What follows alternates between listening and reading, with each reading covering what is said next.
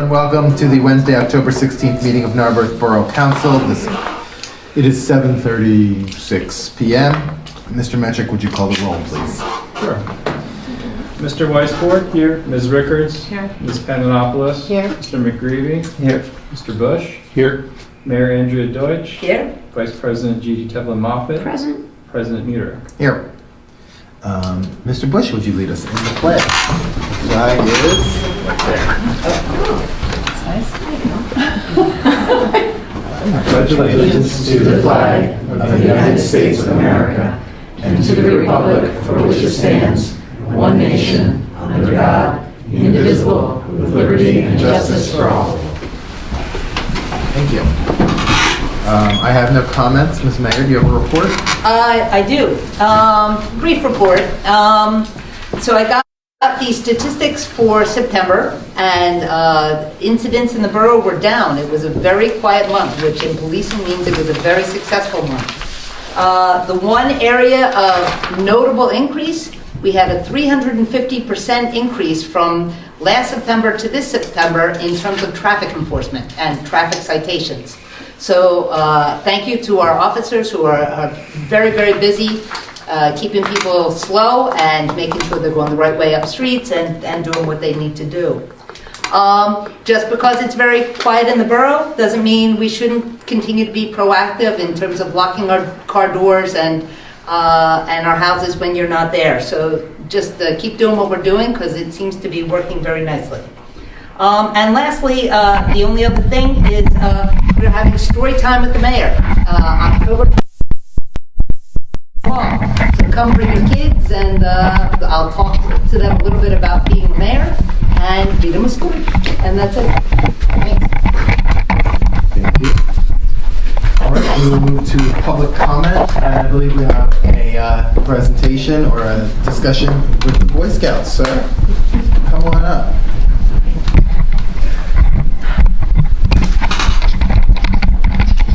Hi everyone, my name is Tyler White, and as of today, I'm the current senior patrol leader of Narberth Troop 176. My rank right now entails that I'm the Life Scout, and in order to reach that next rank, I have to work on a service project that benefits my community in some sort of way.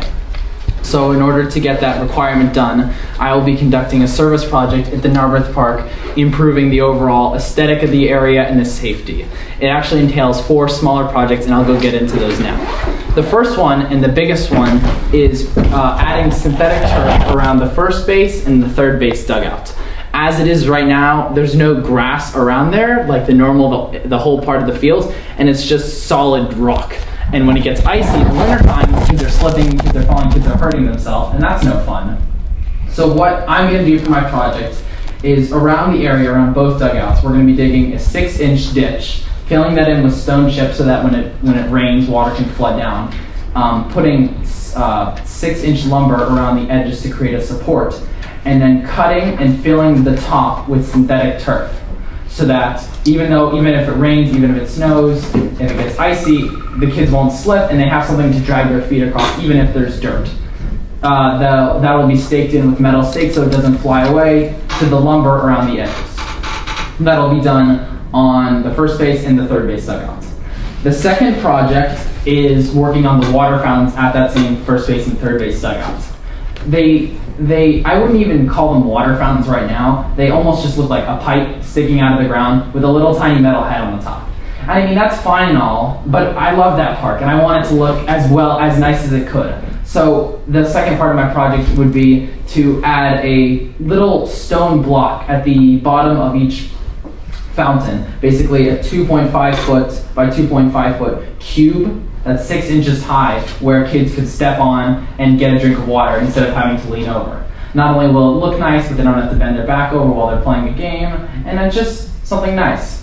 The third project is going to be fixing metal ties to the bottom of the chain fencing around the back. So right now, the fence is nice and it works well, but the bottoms of it, the metal ties have come loose. So if a kid hits a foul ball, it could go into the streets or it could just get lost. And we don't like that. So the third part of my project is to be getting a good amount of metal ties and then adding those in and securing to the bottom so that it can last another couple years, and that the foul balls don't get hit off, and it doesn't look almost ravaged. It looks secure and it looks nice. The fourth project is going to be to repaint the scoreboard. Right now, I mean, it looks somewhat fine. There's it could look better. So that fourth part of my project is going to be just to repaint the sign, not over the electronic parts, but so we're going to use painter's tape to clear that off, and then just making everything look nice, give it a new coat, so that when kids come to the games, they say, oh wow, I can see that, that looks amazing. I have kids from my troop coming. We're going to have around 12 kids coming to help work on all those projects. And I'll be dividing it up by groups. The younger scouts will be working on the less physical labor tasks, like painting the signs or putting the metal ties, and then some older scouts who are a little more tougher and physical can work on moving the gravel, laying in the stone chips around the bottom. But what I'm asking for right now is $1,000 to cover all the supplies that will be needed, just like the lumber, the stone chips, getting people in to dig that hole in, because it's big and all, but we don't think we can fully complete it. We need a group of people that will be able to, older scouts, kind of hit around the sides to make sure it's like a clear outside so that the lumber can be fixed, and getting the metal ties, getting the stone chips, the aggregate that will be used to fill in, and then the synthetic turf, and then yeah. Okay. I was just going to say, it's an amazing presentation, and thank you. Thanks for doing it. It's a huge undertaking what you're presenting, but thank you very much. It's Maybe incredible. more than you realize. I have a question. So, Tyler, did you work with our Director of Public Works? Yes, Ed Harmon is my project beneficiary helper, so I've been working with him over the past couple months to just get everything straight and the quantities and the prices. Wonderful. So this is Ed approved. All right. Thank you. I think that one question answers almost all of our questions. Well, have you also spoken to the Narberth Athletic Association, which runs most of the baseball? Yes, I've made it so that they won't be there are going to be no practices or events going on at the times. There is on the 19th, where my first work day that is scheduled, where the Hampton High School is going to be having their annual Made on the Main Line event, but that's going to be occurring hours after my project is over, so we'll be out of there before they even start setting up. Why do they like the idea of what you're proposing? I mean, given that they run most of the baseball, so. Yeah, no, they enjoy it, and they think the scoreboard, I mean, it'll just look nice, and they think that'll improve the overall safety of the field. All right, well, thank you very much. We will discuss this funding a little further. Thank you. Thank you. Actually, is there any other public comment this evening? All right, hearing none, then I will take a public comment and take a motion from council to amend the agenda to create action item 6A prime, which would be the discussion of $1,000 for field improvements. Is there someone to make that motion? I so move. Is there a second? Second. All right, and all in favor of amending the agenda? Aye. Approved. The agenda is amended, and guess what the next item is? 6A prime. Would someone like to make a motion? I make a motion that Borough Council, authorize the expenditure of $1,000 to this gentleman for his project in the park. Okay, is there a second? I'll second. Okay, discussion. Mr. Metric, maybe? Yeah. I just want to give a big, I know Tyler, I just enjoyed your presentation, and I love when young people in the community get involved in civic work. It's great. It makes me feel good about what I've chosen to do in my career, but I just wanted to give big props to Ed Harmon, who's providing the technical background to this, and he's done many types of improvements with AstroTurf. He got the turf for us. We got a good deal on it, I'll put it that way. Good deal. I like a good deal. It showed up a little warm, if you know what I mean. I understand. And I really appreciate your work on this too, Ed. Thank you so much. Okay. I mean, my question is, where in the budget would these funds come from? Parks and open space maintenance, we are currently over budget for the year on that line item. That's the bad news, I suppose. I say over budget, even though your latest budget versus actual report has about $1,500 left to spend. So I may be incorrect about that, my apologies. We're sort of at the end of our budget amount for parks and open space. I don't know if we've had any bills come in since October 1 on that front. But, Do you feel like authorizing this $1,000 would sort of negatively impact our expenditures? I mean, are there other budget lines that, are under budget this year? I don't think $1,000 is going to negatively impact our overall budget figure, but some conversation we need to start having now that it's October is what does the end of year starting to look like? Where are we in terms of, where are we tracking versus our overall expenditures for the year? Are we going to finish in the black or the red? We're going to know more about that in about 4 to 6 weeks, but I don't think $1,000 is going to affect us negatively that we haven't thought of before. Okay, those are my questions. That was my question. All in favor of approving the $1,000 for the improvement, say aye. Aye. Aye. It's unanimous. Congratulations. Congratulations, thank you. Now you gotta get to work. Get that shovel. Thank you. I'll take a motion to approve the minutes. Sorry, the minutes from sorry, finance administration. Okay. Sorry. I move the Borough Council approve the minutes of September 18th, 2019 business meeting of Borough Council. Is there a second? Second. Seconded. Any discussion? All in favor? Scheduled bills? I move the Borough Council approve the schedule of bills of the general highway, sewer, solid waste funds, and authorize the Borough Manager to pay all bills. Is there a second? Second. Seconded. Any discussion? All in favor? Aye. Thank you. Unanimous. Thank you. Back to you. LED streetlights, Cindy.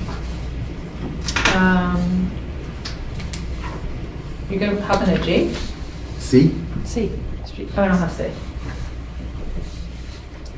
Hold on. Yes, I can hit it. There we go. Okay. I move the Borough Council adopt resolution 2019-026 authorizing cooperative purchasing and participation in phases 3 and 4 of the Regional Streetlight Procurement Program administered by the Delaware Valley Regional Planning Commission, authorizing borrowing by the Borough of Narberth, County of Montgomery, Pennsylvania, from the County of Montgomery, and the issuance of a promissory note per the attachment. Second? I'll second Any questions or discussion? So what are we approving here exactly? Not a specific purchase, just, what exactly are we approving here? Mr. West? All right. Oh, my time. This is exciting.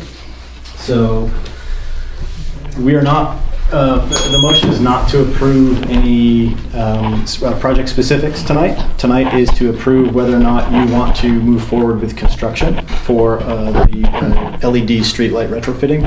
And it also approves funding. The funding mechanism is being handled through DVRPC. It's actually going to be through the county. The county is taking out the loan, and then we have a reimbursable with the county, an annual payment. And so this is just setting the ball in motion, getting those things in line so we can move forward with it. We don't have specifics yet as to how many of the lights we want to do. That's where we're going to need a conversation with council. The colors of the lights, and any of the other options like controls or no controls. So staff recommendation is to do all of the lights, meaning all of the Cobra heads, all of the decorative lights downtown, and any of the borough lights that are on borough property. That's the best bang for the buck. Our staff recommendation is to have no controls on the Cobra heads. If you remember Mike Fuller 2 weeks ago, he presented the option to having network control. Mm-hmm. After we've talked about it in the office past 2 weeks, we recommend not doing that. It just hasn't been proven enough. And it's a pretty significant investment in it at this point. The big step for the borough is going to be actually purchasing the streetlights. We currently don't own them, and that's been a really big bone of contention in the administrative office dealing with resident complaints about streetlights. It's just been a really big challenge for us. This project includes that, and so we need specifics on that. We need specifics on colors. Council needs to decide what color, whether you want the white or the more soft white, it's 3,000 or 4,000. we've arranged for Mike Fuller and his company to install 2 different colored lights in the decorative lights downtown, since those are the ones that we do currently own. That should be happening over the next 1 to 2 weeks. And once that happens, I'll let everybody know, maybe put a sign up on 2 of them, and have a poll, which one do you like? Like a Google poll, whatever. Kidding. But just so you can see it, because it will be different. I have a 4,000 street light in front of my house, LED. When they made the change to LED, it's a different light, and it takes some getting used to. My recommendation also is to go lower. As I live next to a 4,000, I recommend going lower. Do the 3,000. I think that would be best. And if you look, Media Borough, they did this in round 1. They went 3,000. So if you want a good example of what that looks like. This is color temperature, right? Correct. Yeah. Yep. Yep. So what I need from council, eventually, you don't have to do it tonight. If you're inclined to do it tonight, it's great. I'm looking for I do need the approval of the resolution if you want to go forward with it. That is what I need. But I do also need, whether or not you want to do the entire project, all of the lights, you need to tell me, yes, that's what we want to do. You need to tell me the colors, and you need to tell me whether or not you want controls or not. Staff recommendations, do all, 3,000, and no controls. Sure. Go ahead, ask it. There were 2 control options. One was Yes. the network and the other was the manual control, which I Yes. think was available at a kind of nominal increase. Are you recommending no controls? We at all? recommend no controls. Okay. It's going to be a big jump for the office to start managing the lights, and we don't want to become streetlight department, right? And so we really want to rely on the maintenance provider to help us adjust anything that will need to be adjusted over time. Also, Mike Fuller, in our conversations with him, said that oftentimes many of the issues and complaints from the residents can actually be dealt with physical barriers on the lights, like a $20 shroud that you can put it on. And that's how he would prefer to deal with issues. His first inclination is to wait a couple weeks or a month, see if issues still continue to be an issue, and then revisit any problem areas, look at some shrouding, those sorts of things. That's our recommendation. And lights could always be, individual lights could be retrofitted with manual controls. And once you go up there, you're sort of up there at a later time. If you wanted to. Sure, the cost will go up. There's No, it's always the cheapest. I think the point is that by putting in, if you put in controls, you're putting controls in every light, and you may only need to adjust 3 of them, right? And there's other ways to adjust 3 of them. Correct. Yes, Yeah. okay. Because when they install them, they Could set, unscrew them right? all. You know what I mean? Because if you remember Mike's presentation 2 weeks ago, he said he gets the really high, I don't know what the nomenclature is, wattage, whatever, right? But then he dials them back to either 4,000 or 3,000. So they're already doing that when they're installing it, and that's a function of it. So they can probably do that also. I just don't want to get into that level of detail. I'm confused. No, I you thought the should be manual confused. controls had to do with intensity, Correct. It is. not light temperature. Correct. Mhm. Okay, You are correct. okay. Yep. Not, which is the 4,000, 3,000 light And temperature. because I'm a light dork. 4,000, 3,000 is the color you want. Right. And then the intensity, the lumens or whatever, right? That's what you can. What he had said, and was that, I forget if it was, we'll call it 25 watt, right? Right. Light. 70 that he dials back to 35. Right, but if he installs the controls, he gets a larger light and he dials it down. If we don't get any controls, he just gets the intensity that we want. I don't know that That it we asked matters for, either right? way. Yeah. There was some claim that the lights will last longer if they're Yeah. run at a lower percentage of their useful life, but they're also warranted for 10 or 15 years. 10 years. So by that time, you kind of want to replace them with something because something will be invented that is better. The techno geek in me is turned on by the network capabilities. It sounds really cool. But I don't think any of for us our have scale, a stomach for the network controls, and it's just sort of, But the manual controls, I'm still not sure what the premium is over no controls, what the cost is. So, I mean- Because the fact that there are manual controls doesn't mean that the borough, as a matter of policy, needs to agree that the office is going to go out and make adjustments anytime somebody calls. We can say that's not the way it Yeah. works. We do it maybe once every 6 months at the direction of the public works director, but the direction of, people saying, I want this light this way or that way. Like, we don't have to agree to administer it in a way that doesn't make sense, just because we have the manual controls, right? Correct. It is still a cost, and I think the cost is somewhere between the network and the no controls. And again, we're just going as basic as possible, and it's going to be a big to maintain them. And just to be clear, the controls are only for the Cobra heads, not for any other lights. Yes. Not for the decorative lights, not for anything. It's just the Cobra heads. If you want, I can get a cost matrix for the manual controls if council is He inclined. presented that, but I don't think we ever shared it. Didn't share it in the report, the cost. But I don't have to report. So for our purposes tonight, we're just voting on whether to approve the financing anyway. Yeah. So we would look to, I think what we're looking for is some clarification on the cost difference between manual controls and no controls.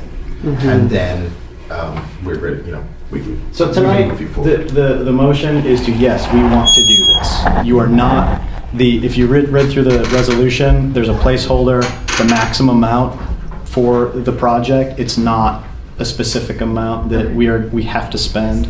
I just used the highest value of if we did all of the bells and whistles, just to give us wiggle room. It will be much lower than that. Financing specifics still need to be worked out. All of our costs need to be worked out. He needs to come out and depend. If you don't like either one of the decorative lights, you can decide to take them out. Right. So there's wiggle room. So tonight I need, yes, we want to do it, which then helps us get the financing in place. There's still no specifics to the financing yet. That will come at a later date. Yeah. So I'm reading this resolution. Council member, and there's a lot of whereases, but basically that we are going to do LED street lights. But the exact details are still up in the air. We can decide whether or not we want to do them all, whether we just want to do Cobra heads, whatever. Basically, the Borough of Norfolk authorizes and approves a maximum principal amount of $175,000 that we would be able to borrow. Basically helping the county plan how much money they need to borrow. Correct. So that we could come to them later. Correct. All right. Understood.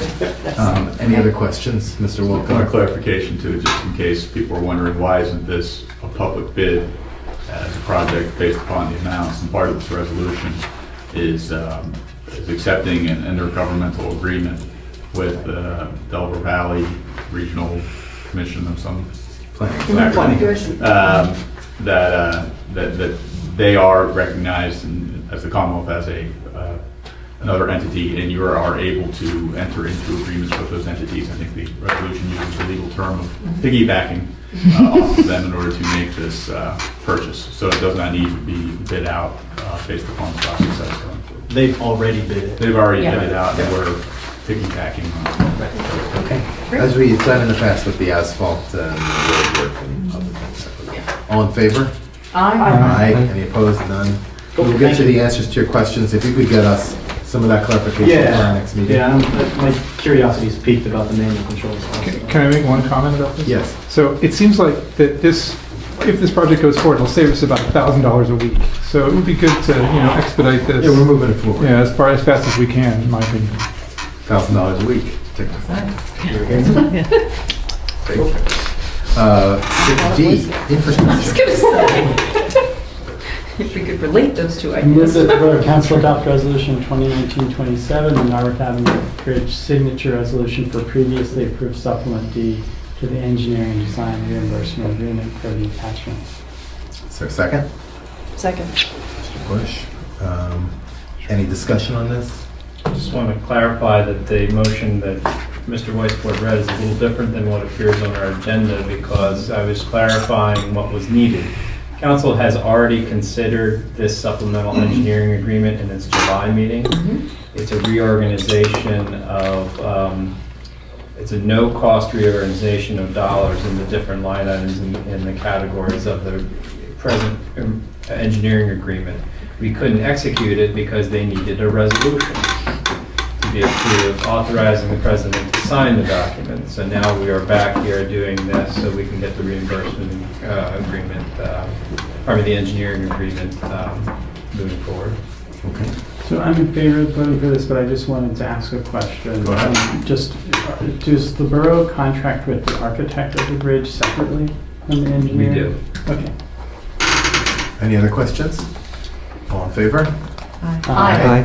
Unanimous. E. Who seconded this? I have to give it to Motion E. I move that the Borough Council adopt Resolution 2019-28 authorizing acquisition of temporary easement for construction of Narberth Avenue Bridge, the property located at 103, 105 South Narberth Avenue, for attachment. Is there a second? Michelle, you want it? Oh, second. Great. And discussion on this, Henry? There is a small portion of property, there are portions of 6 properties that are needed to be acquired, either temporary or permanent easements to facilitate the construction of the Narberth Avenue Bridge. You have 2 on your agenda tonight. We are working deals with the other. I didn't see anything. It's a poltergeist. We're working out the deals and details with the 3 other property owners, and the 6th property owner is the National Railroad Passenger Corporation, Amtrak. So that's the one that's going to take the longest, we believe, at this point, and will be the most costly. So this is the purchase of a temporary easement at the Woodside Court apartment building property that fronts on South Narberth Avenue, so that the cranes and construction pieces and pieces of the bridge that they'll be taking off have a place to sit temporarily. So we're just buying the rights to use that piece of property for the duration of construction with this authorization. Just indulge me, what does it cost to temporarily That's my acquire question. a slice of land for, 2.5 years or something? It's in our Ballpark. it's in the agreement. It's this one is probably in the $7,000 to $8,000 range. That's a good deal Like for the rent my property yard. owner. If there's a delay, If there's any easements needed on Wayne Avenue, if someone could give me a ring. Mr. Bush has a question. does this still apply if there's a delay? Is there a time limit on when we can, start here, or does it from start of construction, whenever that is? I believe it protects the borough from any contingencies that come up in construction, so there wouldn't be it doesn't time out. There was no end date in the temporary easement agreement. Just until complete. So it could go on for 20 years. It's going to be No, reasonable. we're not going to say that. Because you're not ever getting a bridge. No. Okay. Any other questions? All in favor? Aye. Motion passes. Thank you. I need motion F for this. Motion Or F is should I coming just back make to the you. motion from here? Go ahead, you can do it from there. Okay, I move we approve Resolution 2019-29 authorizing acquisition of temporary and permanent easements for construction of the Narberth Avenue Bridge for property location at the Narberth Borough Municipal parking lot on Hanford Avenue. Second. I'll second. Thanks, Gigi. Anything to add for this one? It's the same as... This is property that the borough currently owns, but the Cook Family Trust has the right to repurchase the parking lot at a later date according to agreement it signed with the borough 20 years ago. So this is we've been working with solicitor to notify those heirs about this situation. This is a purchase of both temporary construction easement and permanent easement. The permanent easement is roughly 200 square feet or so near the abutment, what will be the abutment of the new bridge on the north side of the northwestern corner of the bridge. Those are the details. We're basically agreeing to sell the temporary and permanent easements to ourselves. So there'll be no transaction here. We will just record these easements at the county. Okay. Any other questions? All in favor? Aye. Motion passes. 6G, back to you. Aye. Councilor Ricketts. I move the Borough Council approves the attached lease agreement for the borough on the property located at 201 Sabine Avenue between the borough and to be announced per the attachment. Okay. Second? I second. Okay. Well, I guess at this point, we're discussing the lease, so we should talk about who the tenant is. And Yeah, we can talk about the lease at the public meeting. Yeah, so I think all the details are now on the table. Sure. Okay, so what are we voting on? Well, this is a lease with the actual. Patrician United. Yep, so they're doing business as Patrician United. It's tomorrow. Patrician United. Patrician United. It's Tomorrow Starts Today LLC, doing business as Patrician United. Okay. Again, for 201 Sabine Avenue,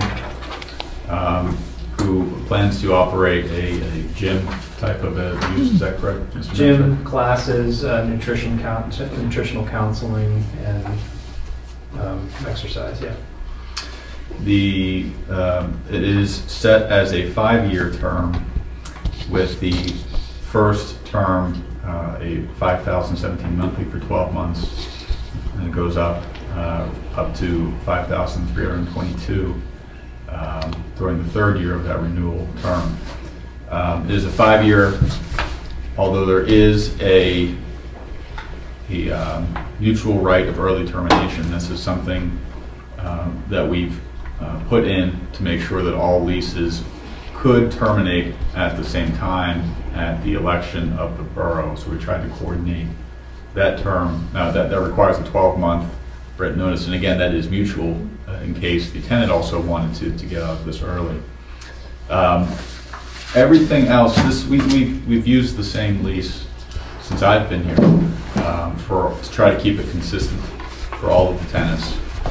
So as not to be accused of playing favorites, there are some changes to this lease that I don't think are material changes, so I thought they were fine to accept. I'm happy to answer any specific questions that we have about it. I know Yentis has been working hard on it as our property manager. The prices of the lease and the rental prices have been set by Yentis. That isn't something that we as council or staff has been involved in. That's what we early on sort of put that onto Yentis so we could stay separate from that. So that's how we came up with the numbers for it.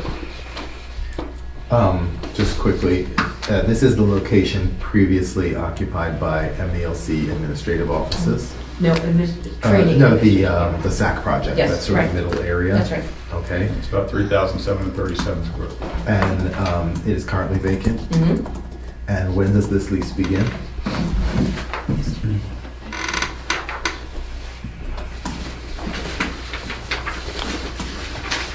lease has a commencement date of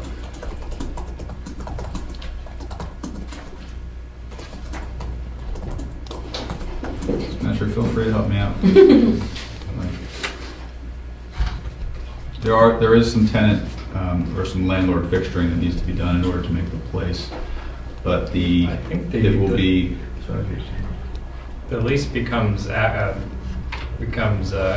upon execution by council and signature by the manager, and then there is payments commence upon delivery of the premises, which are dependent on tenant improvements, which are included in the lease. Whenever those. So they're willing to take it as soon as they can get it. As soon as we do the As soon as we can deliver possession. How does the rent compare with the previous tenant from a sort of plus minus perspective?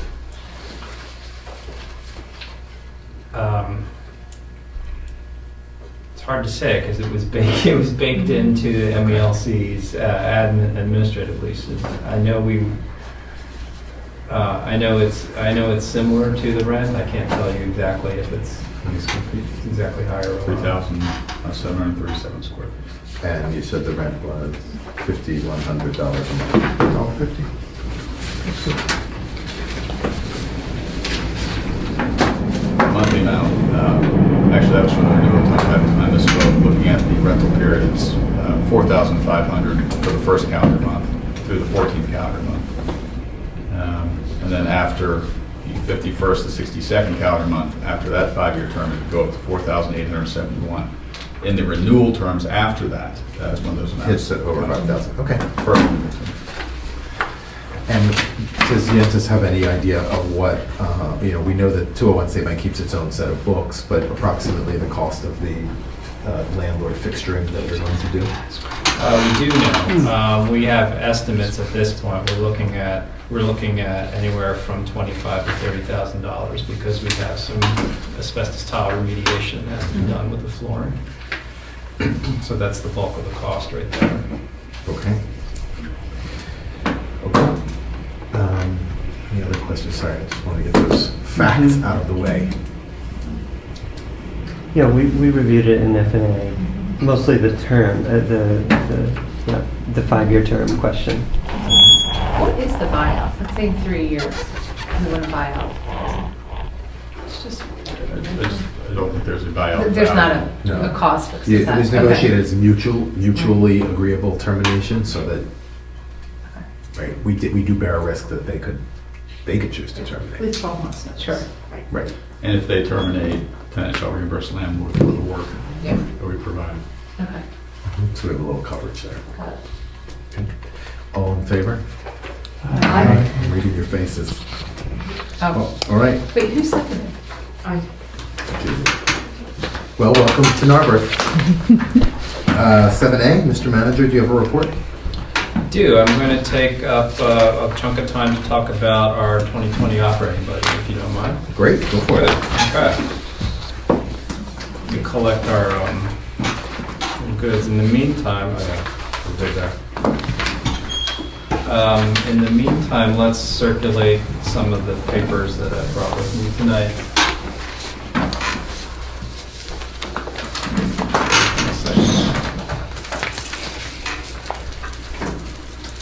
We're going to go counterclockwise, and don't forget the mayor. Take one and pass it along.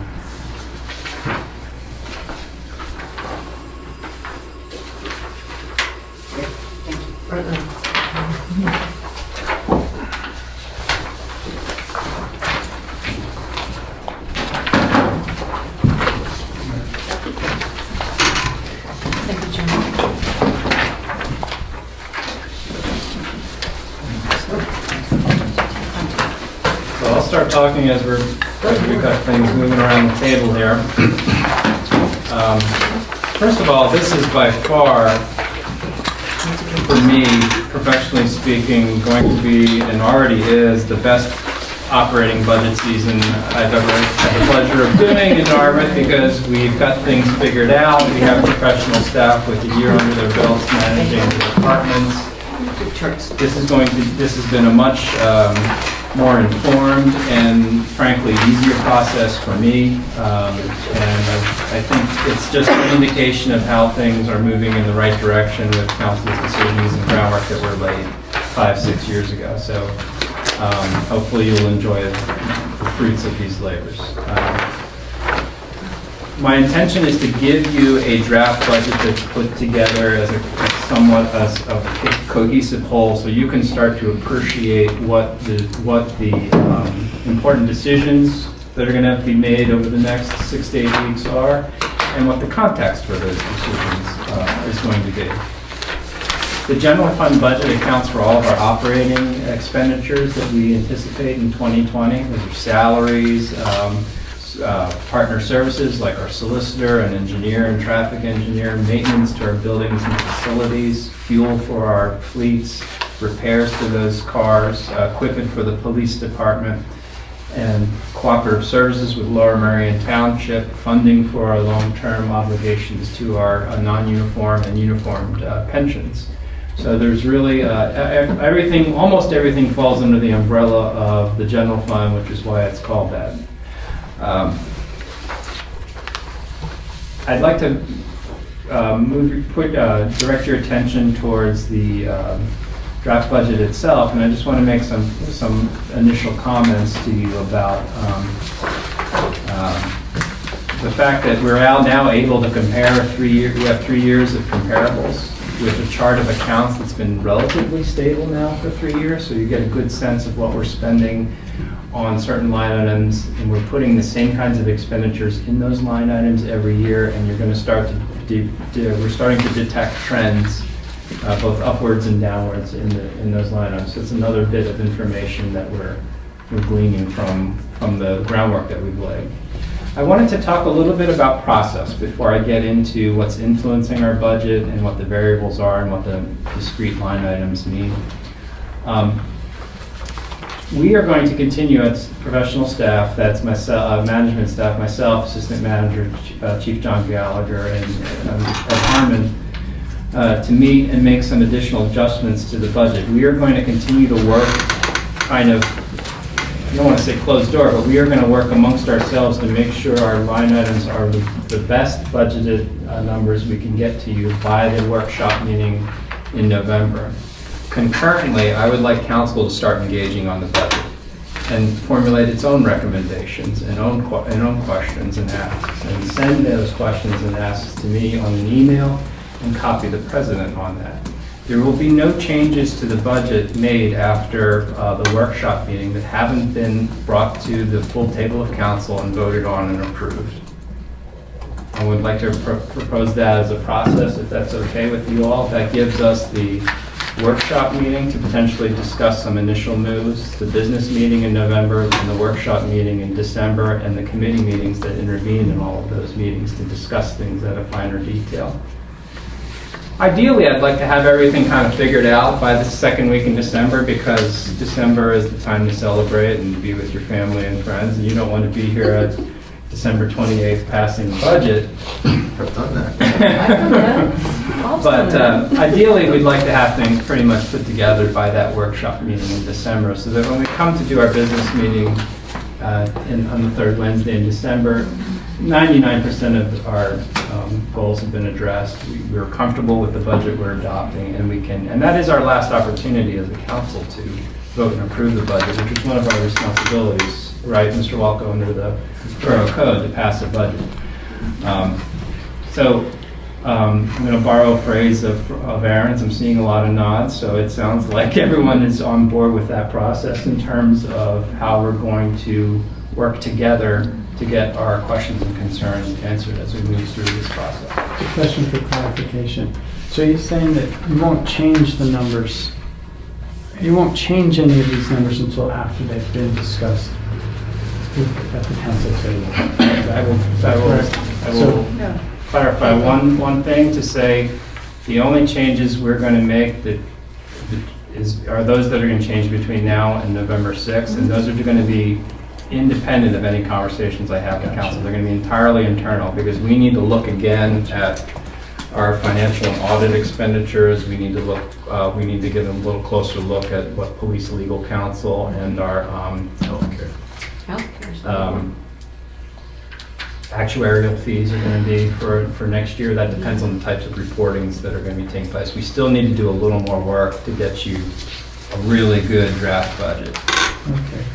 So I just have a request then for just transparency of process, and maybe it's a request to the council president rather than staff, which would be to, since you'll be copied on any correspondence between a council member and the staff regarding any particular budget item, that you keep a list of each of those, and that list then be provided to all council members at the meeting, so that basically we're all aware of each other's specific questions around the budget and concerns, so that there's not any conversation going on that all of us are not aware of. And I just think that that's just a good business process. Completely concur, and I think the way we're going to work those items and requests one at a time in a list fashion. And not through a committee. I am not expecting that there's going to be a list of 30 items. If it's a list of 5 items, I think we can deal with it as a group, because what tends to happen is it goes to committee and then we discuss it all over again at the council level. That's just sort of based on my historical experience. I think absolutely part of that table discussion can be what the committee, if it had a consensus, feels, but given the committee's 3 of the voting council members, I don't know how much time you want to dedicate to it separately. I'm open. What do you think? I guess I think it's a dangerous precedent to have individual council members soliciting funds, and that it really.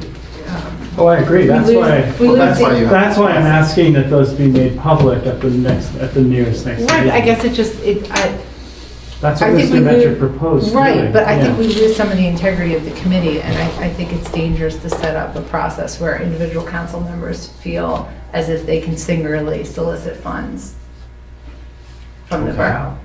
Any thoughts, other council members? So I have don't thoughts on that? understand. I tend to agree. I tend to agree with Cindy on that. Wait, what is actually, it? but- Solicit, I don't know. But I don't see it What's that as mean? soliciting. Would be to put in I would like to see X dollars go to Y. Oh, to advocate for, Yeah.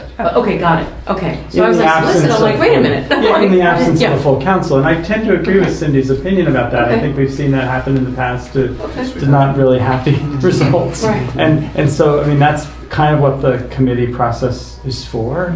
And so, I mean, but Mr. Metrics actually advised us on a process that he'd like to follow, so Right. are we asking? Well, I guess you know, so. Maybe I would suggest an alternative, and we'll split it down the middle, which would be that all those requests go in. They're going to be discussed at Finance and Administration, and then Finance and Administration would propose what it would like to do at the council meeting. In doing so, presenting the list of what was in and what was out on that discussion, and then maybe as a group of 7 of us, we can breeze through it a little faster.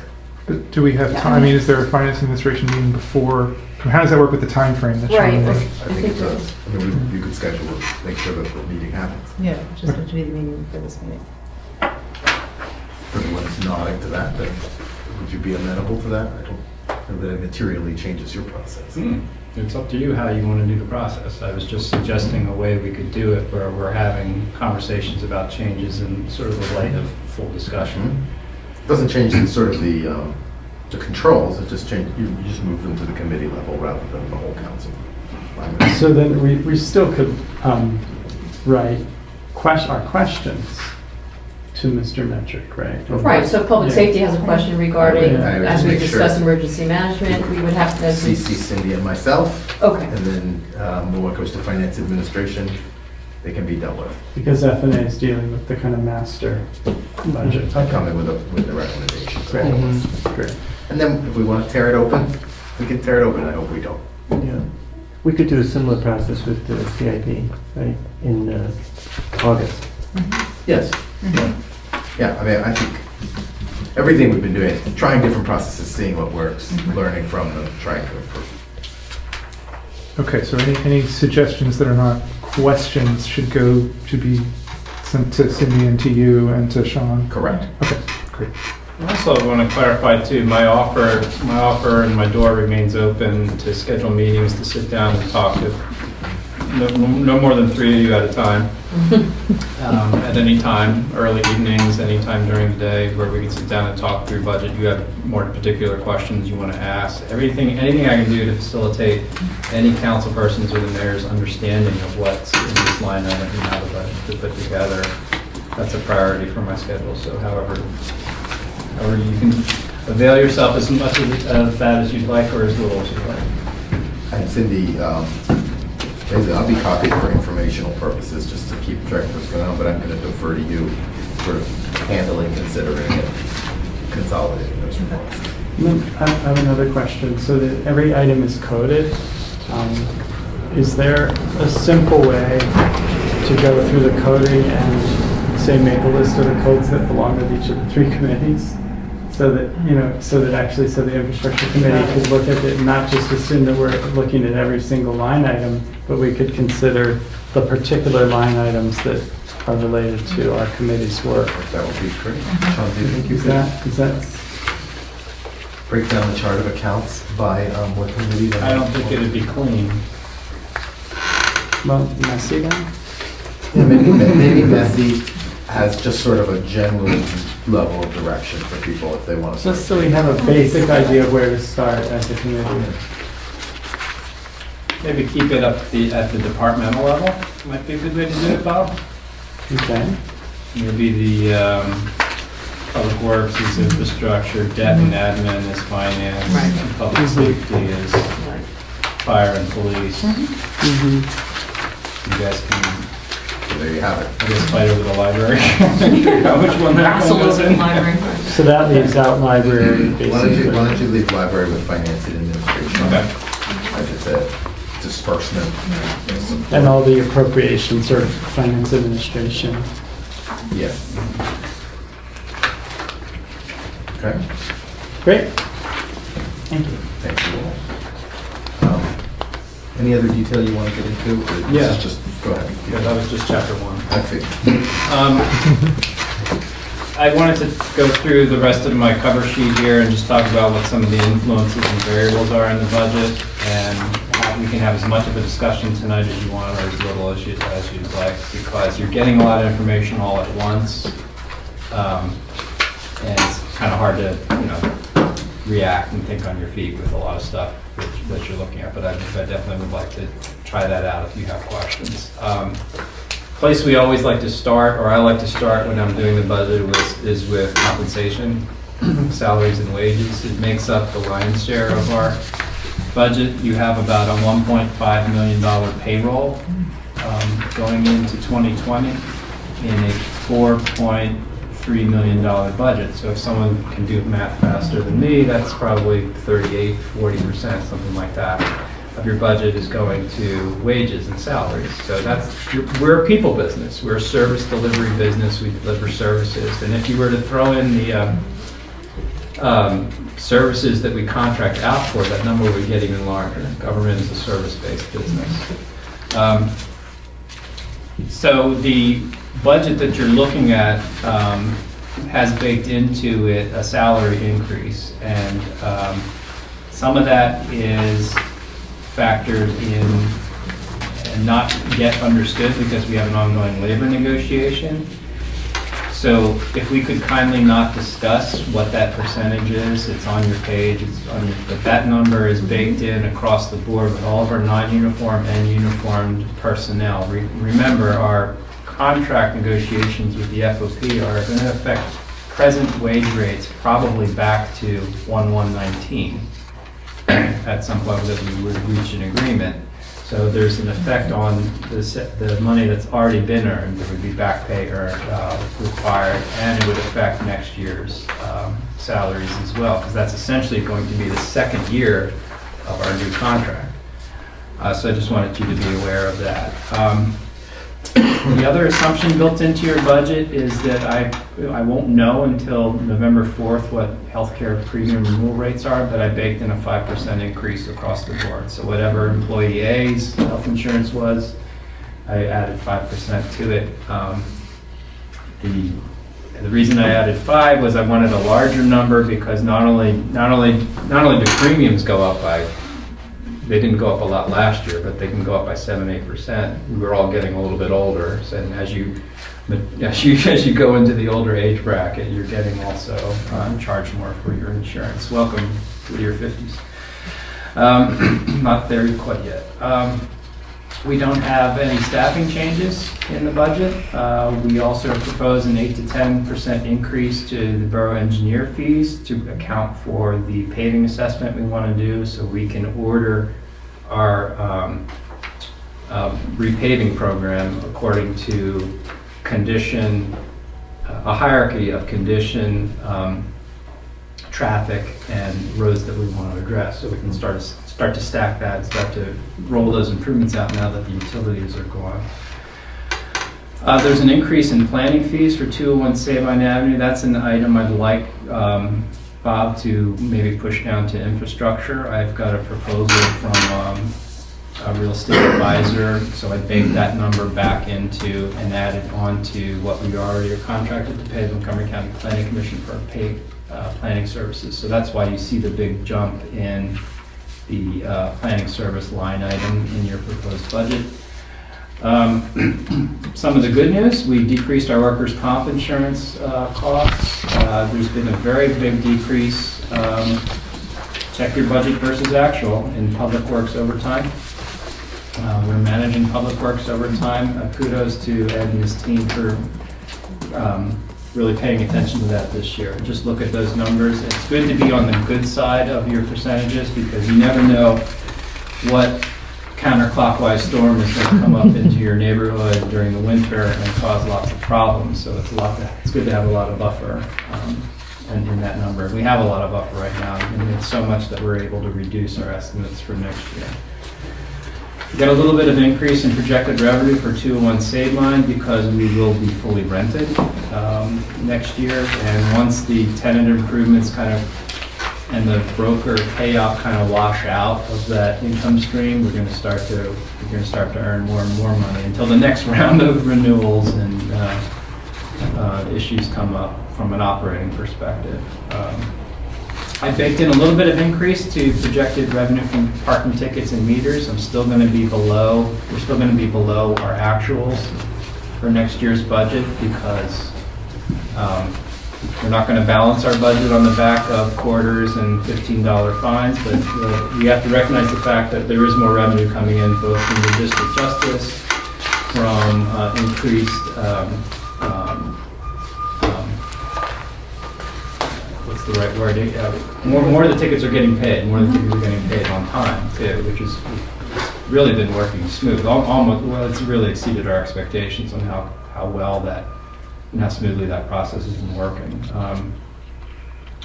We've increased our property transfer and business privilege tax revenue estimates. That's based upon trend analysis over the last 5 years. So we took the 5-year running average. It looked a little higher than last year's budget, so that's why that's stacked a little higher. We're not going to have any more big major utility work in the borough next year. So, thank you for leaving. Unfortunately, that means our street permit fees are going to be down quite a bit. And in my proposed budget I have for you, I have no change to the millage rate. It's a flat tax rate. We'll get to that in a second. More detail in a second. Budget variables, these are things I don't know how they're going to solve in the next few weeks, and you'll know when we meet again on the 6th, I believe. We have some uncertainty. We have a hire going through. You never know who's going to walk in during your hire. They could have low healthcare costs. They could have high healthcare costs. That's something you can't ask, but that's a variable we won't know until that hiring process is done, which we are happy to say we've got a lot of great applicants in, and we're starting the interview process with the Works Group person. Like I mentioned, the FOP contract negotiations are ongoing, and so forth. So everyone wants to know, when you talk about the budget, the headline is like our taxes going up. Well, we're not talking about that yet. What I wanted to show you in this draft is that by keeping taxes where they're at, and the income side is pretty good. The income side is really close. You're not going to see a whole lot of changes on the income side of the budget, and we're about plus $41,000 on the budget going into next year for the general fund. That's good news, right? Plus $41,000. Now it's only 1%, but it's good news. Our tax base is like Old Faithful. It grows by 0.3% each year, so that's why when you look at the real estate taxes for current year, line 13,000,010, you can see the year-over-year difference is just shy of $10,000, and it's a little more than 0.3%. When our building boom, we can call it, downtown comes in, and those are constructed and occupied and become taxable properties, you're going to see a bump in that. And we won't know how much until those reassessments are done and we know what the dollar figures are. But you will notice that. That's a 1-year bump. Assuming they all happen at once. Yeah, you've got four pretty significant properties under development, so that's going to be a very big positive change for the tax base, and among other changes. Next question. Yeah, sure. What's the special events? 34,000. Line expenditures in that line item are things like barricades for 4th of July. Oh, okay. Anything that our partner organization. The reason it jumps is that we took the economic development line item dollar amount from last year and just moved it over to that. If you can see, the economic development line item is zeroed out. So it's a no net change. And then there's second party. Our expenses On the expense side of the general fund budget, with all of those assumptions baked in that I told you about, we're at plus $135,000. So the frame that I want us to work in over the next couple of months is narrowing that gap. We have to be very sensitive about adding new expenditures and decreasing revenues. That's going in the wrong direction. We need to work on increasing revenues and decreasing expenditures to narrow that gap. And I have a few ideas about how to help us get there. I'm not worried like I was last year, where the gap was really big last year. At this point in time, I think we can bridge this gap. I don't have a whole lot more to talk at you with, other than the other documents I've given you have to do with salaries and wages. Compensation of public employees is public information, but I do ask you to keep this to yourself, because there's only two persons in the borough right now that know what everyone make, and that's the borough manager and the person who does payroll, and that's just good hygiene, good housekeeping methodology that we like to keep. The 2020 compensation on the large sheet includes those sort of across the board increases that I mentioned earlier that are detailed on your cover sheet. Those can change, and there's no presumption that gets spread evenly across non-uniform personnel. I personally, the people I supervise, I like to take a merit-based approach to wage increases. If there's budget for wage increases, I'd like to tie that to good performance, and I'd like to incentivize. I like to do regressive wage increases, getting higher percentage if you're starting at a lower number, and lower percentage if you're starting at a higher number. That's just how I personally like to do things. This is pretty self-explanatory. I don't think we need to get into too much more detail. The cover sheet of the salary pages gives you some interesting facts and interesting talking points. We're at a $1.5 million proposed payroll for next year. The next set of numbers gives you proportions of departments. You're at about 49.5%, roughly half of the payroll for police. Public Works is at 23, admin's 18.5, and fires is less than 9. And you can look at the year-over-year changes. I just want to mention one thing about this chart. It's a little unfair in the numbers I put here. Look at the top, and you see 16, 17, 18. Those are actual expenditures. Those came from W-2s. 19 is my projected expenditures, different color, and yellow is the budget. So, our actual 19 for admin, for instance, is up because we had an employee on maternity leave, so we could not have that position filled. So we essentially were paying one person on leave while PTO has been exhausted and had another person in working part-time to do the work. So that's a fact of life, just a temporary blip on our administrative expenditures. So, Any other questions? Rob? So the budget you're presenting us has a flat tax rate, and no increase in taxes, but there is that real estate tax that you're saying goes up slightly. Is that right? The revenue that is Yeah, expected to be not the received rate. from property. Okay, so the transfers. rate, That's right. but the rate is something we could. What is the current rate doing? Or you? Yeah. 9.71 is the millage rate. Okay. No, you mean the the property transfer For the transfer property tax. and real We estate. can't do It's it. 1%. Okay. And it We is can't. 1%. Yeah. That's what I'll we get. explain. Okay. Yeah. Okay. Just thinking about Nice try. what are the Yeah. levers? It's a good try. Yeah, it's a good try. There's We all revenue. wanted it. I know. We all There's talked few about it. We levers. thought it would be great. $30 parking tickets, anyway. Okay, so it's really the tax increase or not tax increase. That's If right. we want to increase revenue. Mhm. Okay. Mhm. No Okay. real estate. All right, hearing no questions, feel free to email questions to Mr. Metrick. And if you have sort of ideas of monies you'd like to move around, please CC Cindy and myself in this one. And we'll get that done. Thank Thank you very much. Yeah, you're welcome. This is Thank you. Thank you. You'll get the full presentation in 3 weeks. really clean and easy to understand. Thank you. Can I just suggest that the payroll information be handed back to Mr. Thank Norfolk? you.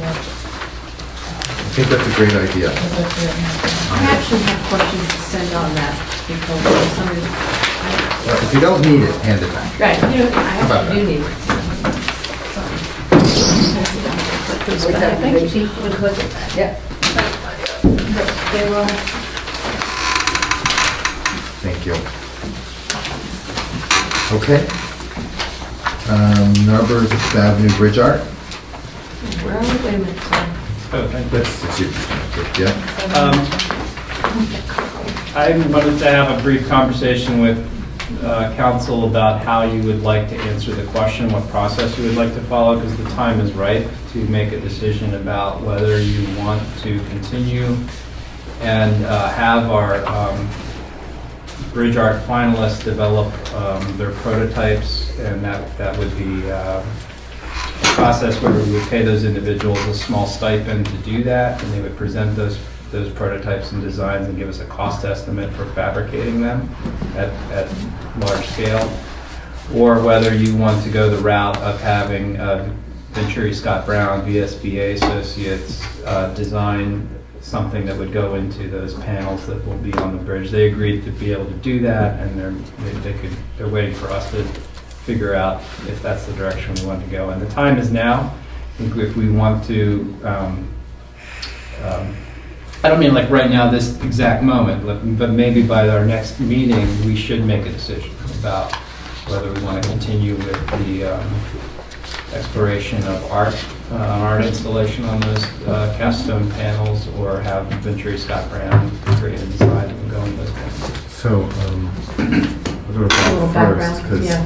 Bob, you've been sort of somewhat of a steward of this for many, many years Yeah, here. well, actually, I mean, this was started long before Before you. I was ever on council, I think, maybe even before Aaron was on council. And the idea, we were really fortunate to be the inheritors of a group of council members who actually hired Venturi Scott Brown. They were used to be called Venturi Scott Brown. I think they're called VBSA now. But it's like, basically, it's the legacy firm of Robert Venturi, who's really internationally famous architect and art theorist, and he's done a lot of famous buildings, and kind of like Narberth to have a bridge designed by Venturi Scott Brown Associates is will kind of put us on the map in a way, especially because it'll be one of their like latest designs, and it looks like something that would come out of their firm, and I think we really do have the former council members to thank for that. Anyway, later in more recent years, there were some people on council who wanted to see art be like some public art, like a portion of the budget be spent on public art on the bridge, like some kind of addition to the bridge. And that conversation went on for a long time. There was a decision to create kind of these inset panels, so to define like the limits, like the frame of where the public art would be, rather than just like let it be any old place. So, and the idea was too, like that if there was never any public art to be added to the bridge, that the bridge would look complete without any additional artwork. And sort of that was the notion, that was the idea about these inset panels. So I guess when we last had a presentation, there were like some 26, 27 artists who had submitted designs. I think a group of, I forget what the selection process was, but it was transparent, it was done in public, and I think 3 or 4 were selected. And then I think the way we last left it is that those 3 or 4 were going to come back with bids on basically about what it would cost for them to produce their artwork. It was to produce their prototypes. To produce their prototypes, but there were some technical issues that somehow could never be resolved, or hadn't yet been resolved. So I guess this is how come we're here now.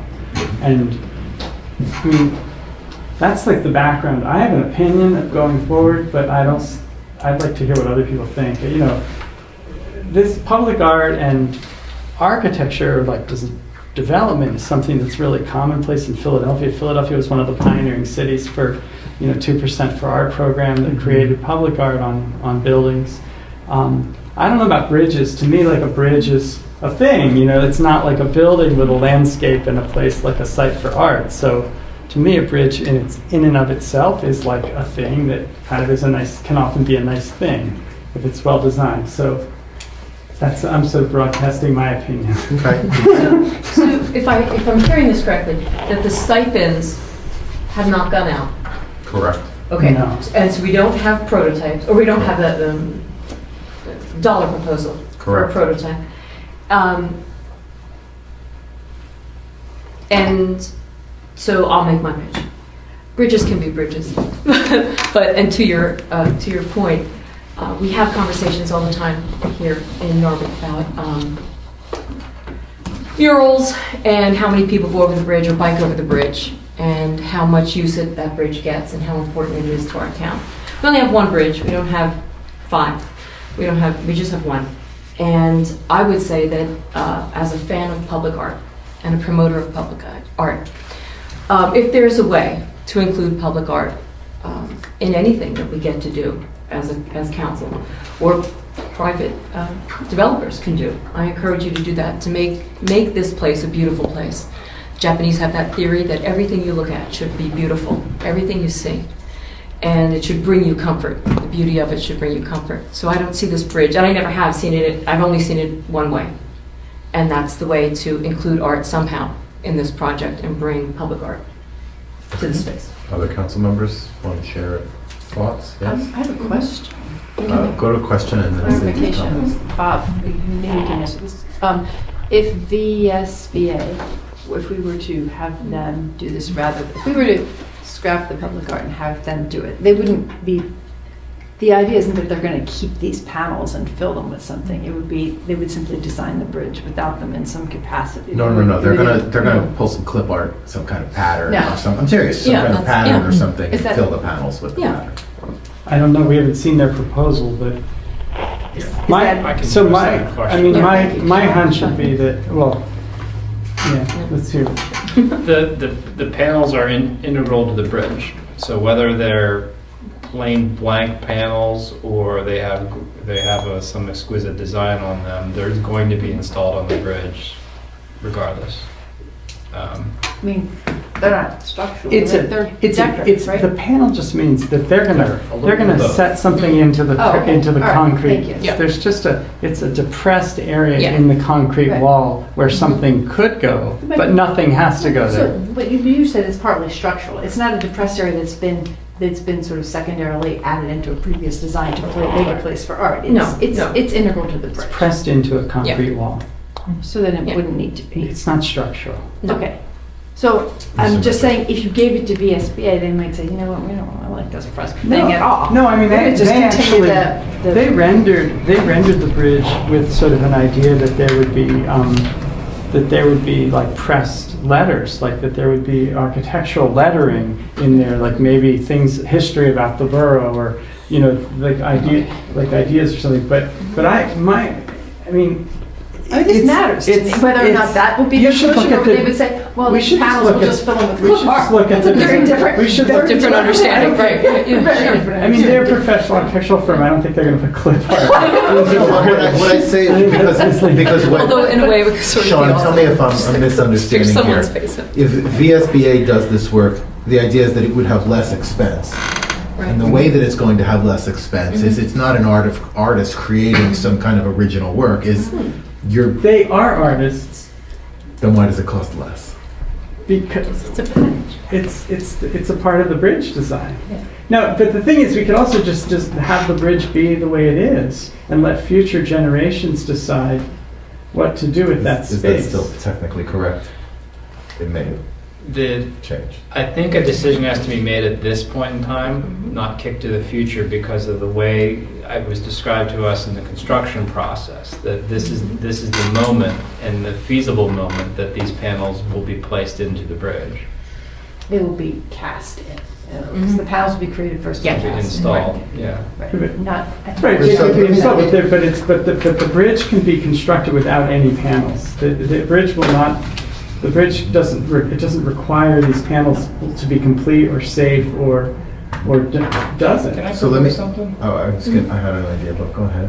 Why don't I get the bridge designer and VSBA on a call with the infrastructure committee to answer kind of these questions? That'd be great. Very That would be detailed. great. And I'll go to Cindy, who Thank had a you. comment, and Beautiful. then I'll suggest one of This is the. good. I would like to see what VSBA has to offer Right. here. And my other comment is, though, we have local artists, including Oliver Stern, who just created a beautiful mural in a depressed cement panel. So I would like to suggest that if we do in fact go the route of an artist, which I'm not necessarily for, that we perhaps look within our own community, because we have several artists that perhaps we didn't have 5, 6, 8 years ago when you had this discussion.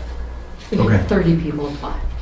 So we No, did the- have- From Narberth? No, there were like several from Two of Norfolk. the artists, Yeah, two of the Yeah. three artists were local. We're local, yeah. So, you know, In one the- of in the the final problems four, with right, this or whole five, whatever process it is was, that right. it's sort of, I mean, this has been going on for 20-some years. Yeah. Right? And like some of these artists who applied are probably no longer alive. It's just a reality. So, And they might not be. but what I'm going to encourage Right. council Well, members to consider is whether they would support dollars spent for public art or not. Less to think about which artists and exactly what the design looks like. But is this a path we want to go down? Is it not? Do we want to spend money? And then if we can make that decision first, then everything will flow from that with a lot less discussion, is my hope. Yes, Do we have a ballpark idea of how much this is going to cost? we do. We don't. Oh, Essentially, we always talk this is what I wanted to say. Essentially, years ago in a meeting, the decision was made to create these inset panels so that if there was never any art, if nothing else was done, the bridge could just be built with these inset. It's just if you cast a piece of plywood into the side of a poured concrete wall and pulled the piece of plywood out, you'd have an inset. It's Yeah. like that with a bevel. That's the way it's rendered, and that's the way it was detailed in 2015, the last time I saw the draft construction plans, that we used to be involved in those meetings, so we would go and see the drawings and have these discussions. But I think having them come to the infrastructure Okay, that's meeting would great. be awesome.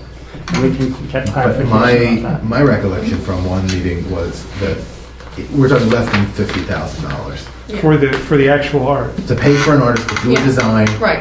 create the prototypes, prototype gets approved, an artist is selected, and it's. But it was it's never, perfection. we had 2.5 years to work that out. That was never worked out, so I'm not sure it's that simple. Okay. So right now Yeah. we're thinking about prototypes. How much would the prototypes There's a cost? Is professional there a person ballpark trying number to for work that? out. Say it again. We had a That's professional part person of working the- that out, and that Well, never happened. just wait till I leave, Bob. Sean, how much was it for the prototypes approximately? Just relax. That's part of the stipend that we'd have to be paid for them to develop the final design. I think that's in the neighborhood of $1,000 to $3,000 to each of the artists. But, So you- but is the idea that they're gonna produce a prototype and then we're gonna decide which of them Correct. does it? Okay, so like so a few $1,000s to do the initial phase and before we make a decision on. Call it less than $9,000 because you're paying each artist a stipend. And then you would say, I like this one, I hate them all. We Right, but we were let's waiting see for, it first. at last, I thought we were waiting for someone to say to the artist, like, we've solved the technical problems, here's the company where you would go to have your work cast, and this is the specification for the casting that we could then bolt to the bridge. But for some reason, like, that has not happened, so we'll discuss it at the infrastructure. Infrastructure meeting. But now everyone knows, everyone is seated, knows what's going on. You had an email about the Hampton Avenue lights. Did you want to talk about that? A recommendation from staff? Or you take that through infrastructure? Okay, so that'll go through infrastructure committee. And I wanted to get an update on the ILEC. How's that working? with Quickly. staff? So, Yeah. ISIS. That's what I said. I was like, isn't it? Just as something that's council had I was approved like, what to is move this? forward, how's that coming What just along? happened? We've made contact with the intern. He's working on building the inventory right now. Okay, so it's underway. All right. Is that all? Mr. Solicitor, do you have a report? I do. I was hoping to offer a primer on indemnification provisions and agreements to council, just to make sure that all parties are on the same page, because there seems to be some issues that have arisen in the borough. So whenever I draft any sort of agreement, as any, I think, competent attorney should. When it's appropriate to put in an indemnification provision, we do so. And what an indemnification provision does is essentially manage a risk that you are taking on. Perhaps it's involving an event that you're agreeing to allow someone to put on, maybe, for example, the leases that we approved, allowing someone to use the premises to access your property. And it allows the borough to be protected when, in fact, it's somebody else that is the wrongdoer or is the negligent party who is responsible for some sort of damage or some sort of injury. But as is often the case, the borough ends up getting sued as well, simply because we issued a permit or we allowed someone to occupy our space. Our borough's insurance company, rightfully so, would like us to provide these in our agreements so we aren't responsible and we can get out of litigation when we really have no fault, but we are just being named for the complaint. Again, just as a property owner or a municipal entity.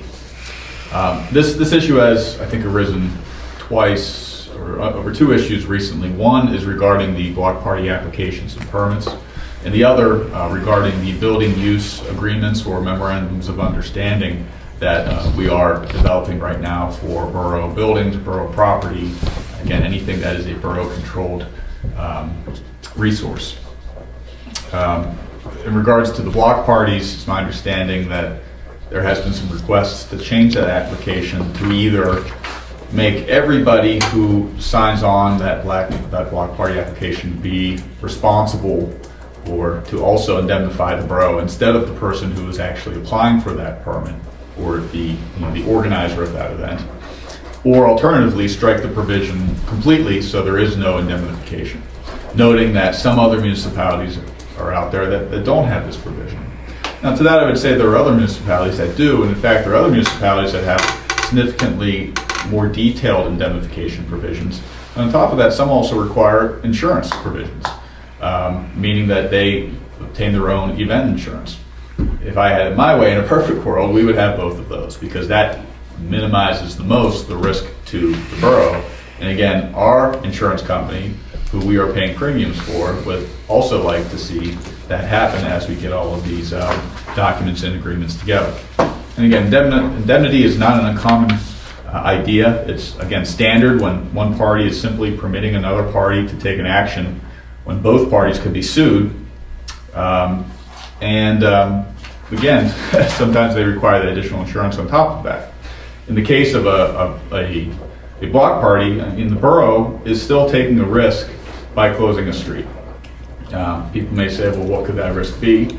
Off the top of my head, maybe someone can claim, hey, I had a heart attack and you couldn't get to me fast enough because of EMS because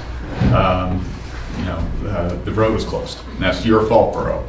Or, oh, the borough should have known that the person that applied for this has so many kids around that area and they don't care who they're serving the alcohol, and someone drunk driving kills somebody, comes back on the borough. You should have known better. You should have never issued that permit in the first place. Again, you can sue anybody for any reason, whether or not that case actually plays out. That's an expensive process, and it's one that we, as the borough, would just like to sort of hand off to the person who's indemnifying us, so we don't have to deal with that, because we don't need to close any streets. We don't need to lease any properties. We don't need to allow you to rent any of our properties. But we're willing to do that. We're willing to take on that risk simply by asking that small favor or that small term that if you do something wrong, you're going to indemnify us. So a couple things to remember with this is that even without indemnification or without multiple indemnified parties, the organizer may still have some liability if he or she caused the damage that someone's being sued for. Just because you don't enter indemnification, just because you can't pass it on to the borough, doesn't mean that you can get off scot-free if you were the party that's actually doing the damaging. And the question is that if the borough was sued, can we get out of that suit, since all we did was issue the permit or enter into the lease? The second is that the organizer or the renter, if they do indemnify the borough, that doesn't mean that they automatically become responsible for all damages that they did not cause or contribute to just because they entered into the indemnification or took that permit out. They still need to be negligent or responsible in some way. In other words, indemnifying the party does not mean that you are accepting responsibility for everything that could possibly happen in that event. Third, if the organizer or if a party that's renting from us wants to protect risk, they can obtain insurance of their own. You can obtain event insurance for a one-time or for a short-term event, or again, renter's insurance. I would recommend, again, if you're looking to try to get other people that you're doing this party with, you can all contribute to the premium of that insurance. But it's the borough's best interest, this would be my fourth point, it's the borough's best interest to have one party that is the responsible party that we could point to if we had to deal with it. If we had to go after 25 to 30 people with potential indemnifications, it's not feasible, practical, or really a good legal strategy, just because everybody would be pointing the finger to the other person as to who's responsible. And the borough recommend having, and it's my opinion, that the indemnification provisions remain in our permits, that as we develop these agreements moving forward, we have the indemnification, potentially insurance, particularly in these rental agreements. I'm going to be coordinating with the borough manager who's been in contact with our insurance providers to make sure that what we have moving forward is acceptable. So we have proper coverage if something does happen. And again, what we're asking for isn't something that other municipalities don't have and don't do. So if there's any questions, I'm happy to discuss it. But again, I think this is an important legal principle that keeps coming up. Again, in the lease that we just signed, and what is fair is to have a dual indemnity, meaning that if you as the leasee do something that you're negligent for, you have to indemnify us. But again, if we at the borough do something wrong, if we're the negligent party, you could still come after us. Again, that's fair. I mean, we do have certain sovereign immunity, governmental immunities that we do not waive, that other private parties don't have. But a mutual indemnification is something that is also standard and is fair in some certain circumstances. So does anybody have any questions or anything to add that they notice have been coming up often within the borough? We're not asking that people, the parties be required private insurance for events. We were just asking that they sign the indemnification. We're not. So, okay. We're not. But again, it is common that some people do that, particularly if there's alcohol involved, to obtain a short-term policy. But again, can the borough look into obtaining like an insurance policy, a borough-wide insurance policy to insure all events within the borough? Block parties, our insurance policy. Yeah, I mean, can we have that kind of policy, or can we add a rider to include block parties, so that we're basically paying for the residents to have those events? well, I don't think that insurance company would. I mean, we could always request certain riders. I'm not sure what they offer, but if you're saying, well, we agree that our insurance company will cover block parties for private residents, I doubt the insurance company would be willing to do that, particularly if alcohol is involved. Now, again, the more appropriate rider would be if we are sued because of issuing permits. Would we be insured because of that? And the insurance company would probably say yes, but we would still prefer you have the indemnity so we don't have to deal with it. But wouldn't you achieve the same result by removing the indemnity?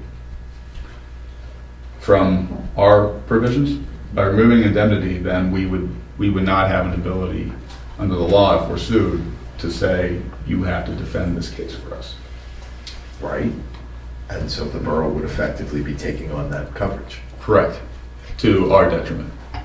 Understood, but that's basically, by removing the indemnity, it sort of achieves what you had just suggested. And just to clarify, the insurance company is not requiring us to do this for coverage, but they are recommending. I can't say they're specifically recommending, but I know as they look through our operations and are looking at setting our policies Right. and how much we're willing to pay right now, Right.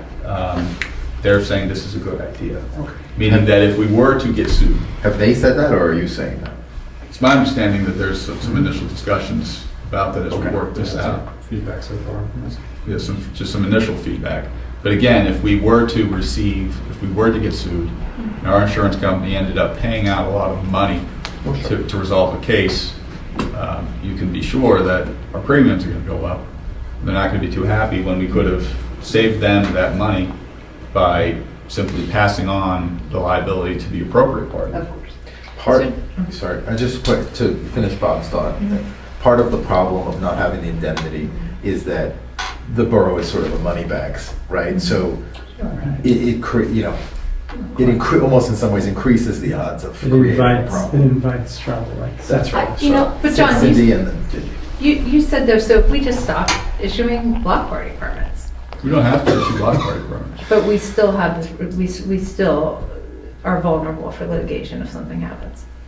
I mean, we can always be sued, but there needs to be some sort of an initial connection. And the connection would be, you effectuated this party by issuing the permit. Or you So- effectuated the party by giving people barricades to close Well, their let's not give, so let's just say, look, council we can't obtain this risk. Lawn If you- chairs were made If you for. want to, exactly, if you want to park your car and throw out some Big porch lawn chairs furniture, and- then that's on you. Lawn chairs and trash cans. And then do we release liability if we're saying this is, I mean, again, someone could always claim, oh, you should have known this party was going de on. facto policy or your shadow policy. Improper Right. Takes us supervision. back to the way things work in this way. So we sit here as both as residents and folks who are supposed to be protecting the borough as it is. The reality is, in 20 years, Bob, you have anybody? Do you remember anybody suing the borough at a block party? Well, I don't know, I wouldn't know. There you go. Mr. Walker, are you aware of anyone in any municipality in Pennsylvania that's been sued over a residential block party? Something happening? I'm sure there have been. I think we would be interested in seeing what those are. I don't like bringing the elephant gun to kill the mouse.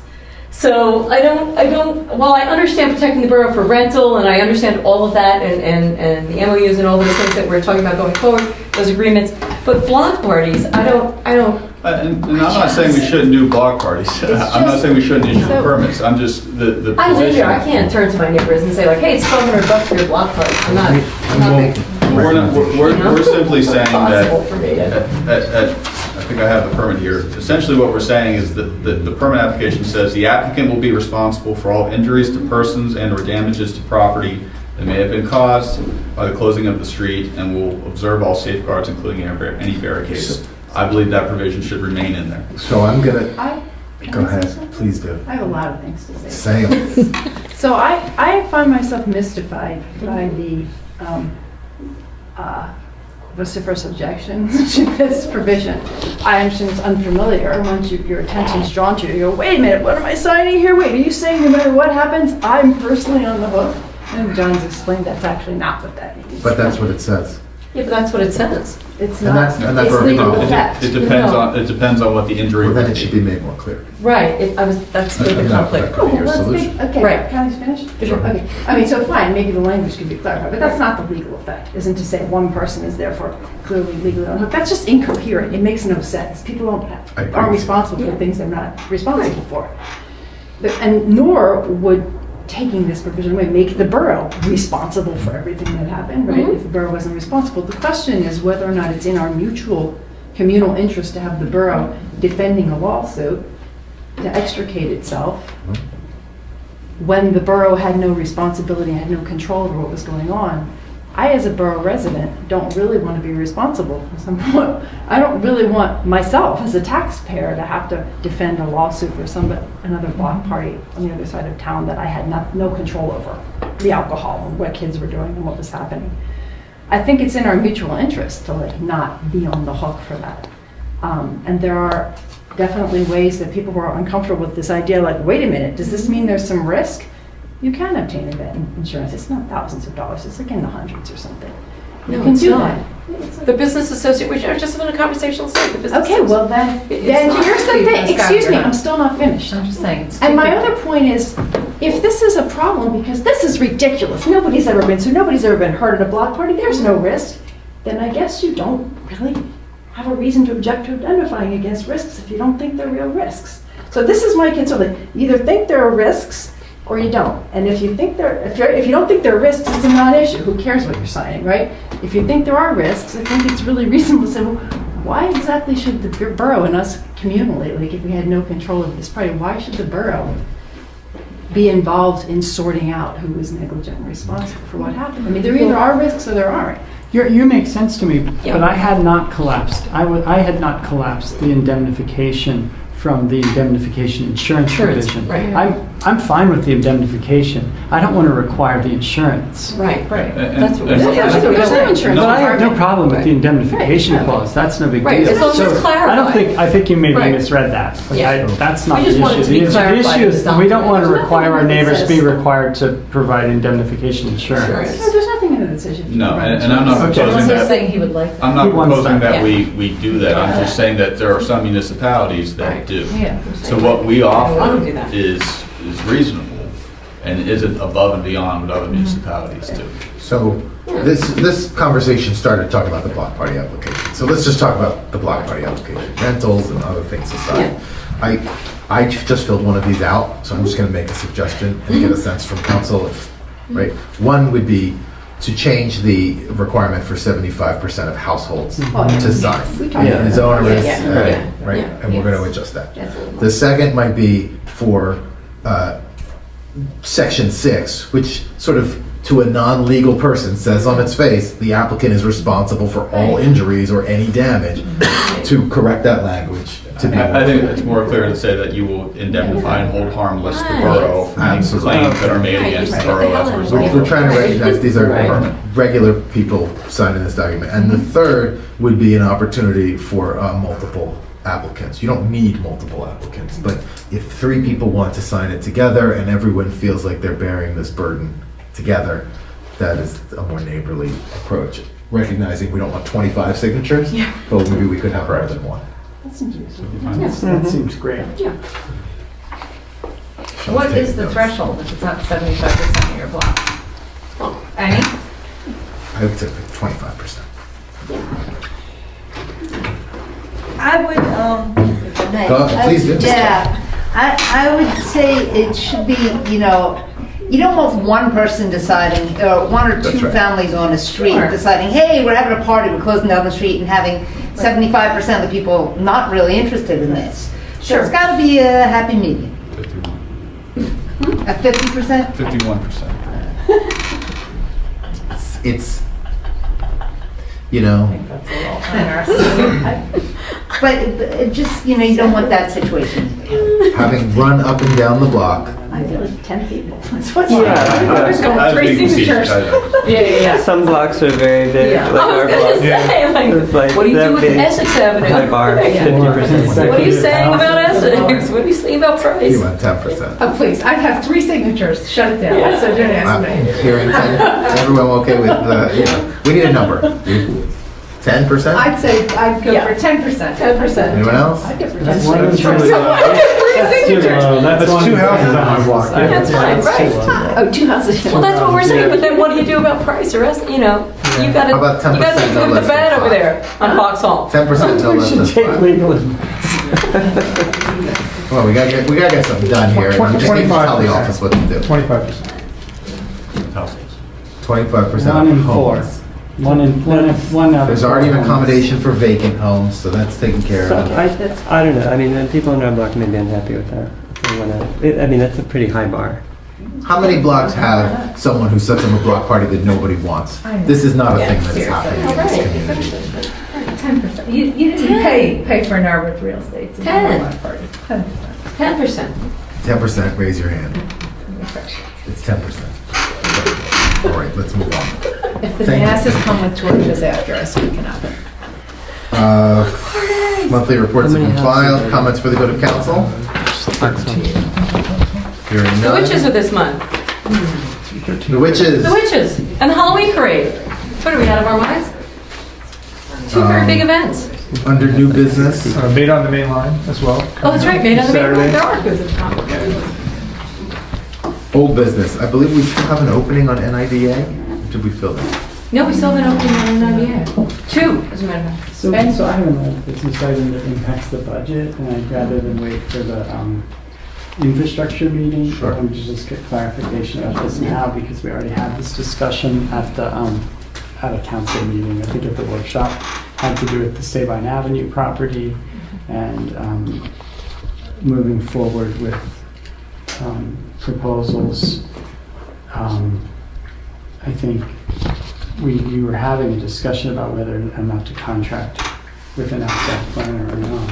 And I noticed in the budget that money's been budgeted for that purpose. I think it's fine if we have the money budgeted, but I don't know that I'm necessarily in favor of hiring a planner to do that. But so I just wanted to find out what, I thought we had a discussion and made a decision not to hire a planner for that. I think we had that discussion. I think we did. And we said, didn't we hire a planner? We didn't Right? hire anybody. No, we didn't You. hire a planner. We said, like, aren't you a planner? Wait, that's what we said, like, we hired you. I remember this conversation. Yes, that was the conversation. Yeah, the And conversation the was Mr. discussion Metrick's was that planner. we would We weren't not gonna, be hiring. that's right, we would not be So hiring I a wanted to planner. make sure Right. that everyone was in on that. We had had that discussion after Could you- this. I think Could my you send mind that in wandered as to a- the first part. Did you say for 201 Sabine for the, oh, I thought that we decided that we did Yeah. want to hire a professional to help guide us through the initial So then, stages. in that case, then the number. That's what I understood. So then look maybe it's to the the, number. so so in that case, then the infrastructure committee should look at that number and see if it makes sense. Okay, Yeah, done. and John Great. was with us. Thank you. Just to repeat, we need applications for NIDA, Narberth Industrial Development Authority. If you're out there, we would love to see your name. It's an opportunity to help your borough. Mr. Bush? Is there news on the bridge, the Traffic. traffic adjustments? Yes, there was conversation, all that information was forwarded to John. There was conversation about that. I think he offered to meet with the people that brought those issues forward to talk about it in more detail. He has a, it was a long conversation on the phone. There's concerns on his end with what was proposed, and there's data that needs to be collected. There's issues that he remarked would be addressed by the changes, but other issues that were cited as problems that probably aren't going to be addressed by whatever design you put up there. So I think that instead of me trying to recreate the two conversations I've had with the traffic engineer about that, it would be better to have that meeting face to face. Okay. Should that be handled in infrastructure, or should that be handled by, how should that be handled? How quickly can we have that meeting? Because I think we're looking to sort of know what we're doing and be action. John's available anytime. We could do it outside of public. We could do, at staff level during the day. We could have him in. We could do it at the infrastructure meeting. We could have a staff level meeting with less than a quorum of council members present. Okay, and would it be permissible to bring in outside, like the cycling club has a strong interest in Sure. what happens there? Okay. Okay, so we can try and schedule that prior to our next meeting. Okay. FNA did request that we have kind of a bridge update on each of the flashes, weekly emails, just so folks could understand that we are actually meeting if you're not paying attention to the meetings. Okay. Just a point of information. Thank you. I have one other Are we in thing. new business? I'm kind of We're in new business. This This is one other piece of new business. I have The one. infrastructure committee needs to reschedule our meetings for the remainder of this year, Okay, because we have new membership now. okay. And new scheduling needs. So I want to propose that we meet on the second Monday at 2 p.m. if that can work for staff and other members of the That will need committee. to It be would be advertised. Michelle Yeah. and Fred and me and the staff. Okay. So does that look like that You're the works? chair, so you can set it. and Well, I then want the to make office sure it will works with the advertise it. office. I that- would like, if it's okay with you, Bob, I would like us to keep our October meeting, because if you go to second Monday, now That's you're good. out to I can make the October. November 11th, That's all right. for your next meeting. Okay. And we've got stuff we need to talk about. So we'd Next keep Friday. the 25th. Fit. We'll start at November 11th. And I think that's a holiday, actually. Right. Right, it is. I want to say. Um, So different.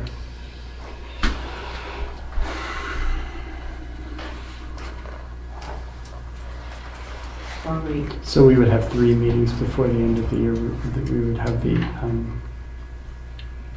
so you don't want to meet on veterans? Is the office closed? Okay. So let's skip that one. Our October meeting basically be that meeting. And then we'll have one on December the 10th. We will need You're we'll gonna need an need to talk about interim budget meeting. stuff. Yeah, we need budget. So like the, Why don't we meet on Monday the 18th? October 25th, November 18th. November 18th, Right. December 10th. December, Monday, right? Okay, Monday at 2 December 9th. p.m. So December 9th. December 9th. I'll wait until everyone puts that in their calendars. Repeat it one more time for the. October 25th, Yeah, November October 25th at 8 a.m. as scheduled. November November 18th, 18th at 2 and November 9th at 2. December 9th. December December 9th, too, right. Yes, thank you. Got it. Thank All you. right. Rob, you had raised your hand. Oh, no, it was about the bridge update. Okay, Michelle? Yeah. Well, I wanted to ask if we, Mr. Brussy's letter about the Norfolk Village Action Plan. It sounds like they really need to be asked to take some action. I wasn't even clear for me. I saw it wasn't on the agenda, but I didn't know when we were going to take action or how we were going to approach discussing their recommendations. If we have a time frame. I'd like to ask Mr. Bressy to come to the next workshop meeting. Okay. And we, kind of a little back and forth and Okay. answer questions. that Because are they in just that posted letter. the whole thing locally the same thing, the heritage thing, so. I only got- read the draft one before. I guess this is, Yeah, the recommendations are in there, got it, okay. so I just. Okay. All right, but we're not deciding it imminently. We have time to. No, we have 2 weeks. Are we going to make a Oh, decision between? I think if after we can, I mean, it's complex, so it's unlikely. Okay, Right. got it. There's All right, thanks. nothing forcing us to take a vote. We'll take a vote when Thank we're you. ready to Explain vote. to there's nothing eminent that would needs to Eminent be or addressed imminent? immediately. One other small item of business has come to my attention. The borough currently does not have anyone in the position of emergency management coordinator. And it is required that we do have an emergency management coordinator. And maybe Sean, you can give us a little background.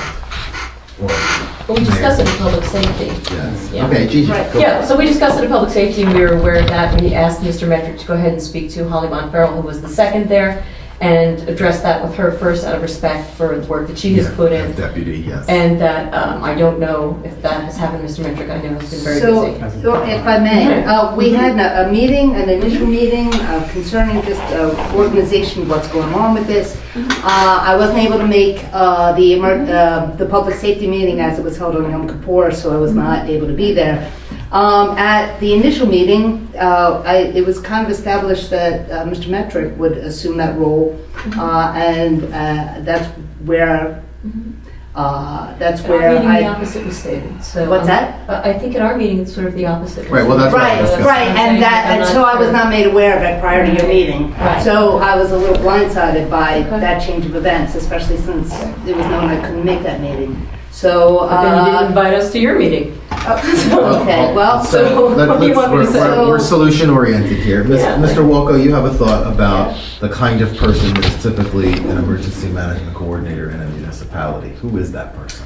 It's usually someone who's head of public safety, fire chief, police chief, someone who would know if something horrible was to happen in the borough, who to call and who to bring in to help them.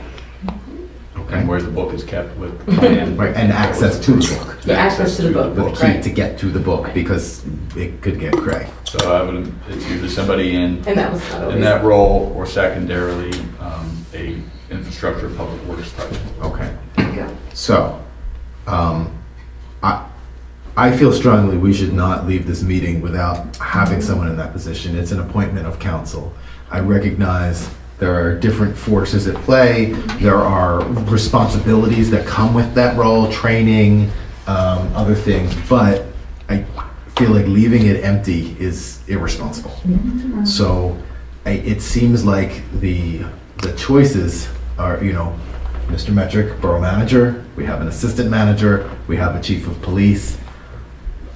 I don't mean to put professional staff on the spot here, but sort of through December 31st, and then we can sort it out. Yeah. Who would be the best person to fill this role? The chief can be named. So, one of the things that we discussed is the chief is someone who, if there's a massive emergency in the borough, he's likely to be at the scene of the emergency. And the coordinator should probably be someone not directly involved in the emergency that is happening. Fire marshal. Our fire marshal duties weren't they farmed out to?